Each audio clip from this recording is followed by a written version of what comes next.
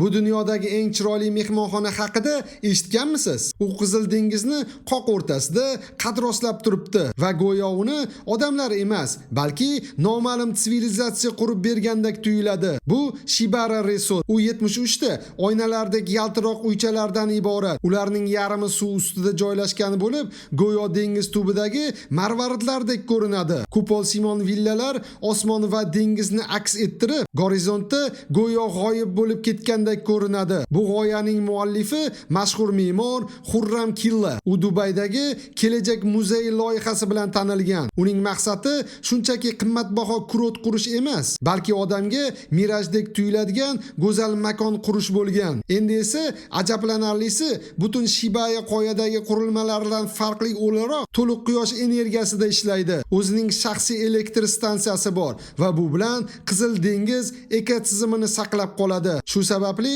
Time jurnali uni 2025-yil eng buyuk joylar ro'yxatiga kiritdi. Bu yerga faqat qayiq yoki gidrosamolyotda kelsa bo'ladi. Shuning uchun yo'lning o'zi ham sayohatda. Endi savol, agar sizga imkoniyat berilsa, bir kecha shu mirajda kim bilan qolgan bo'lardingiz? Fikringizni kommentariyada yozib qoldiring.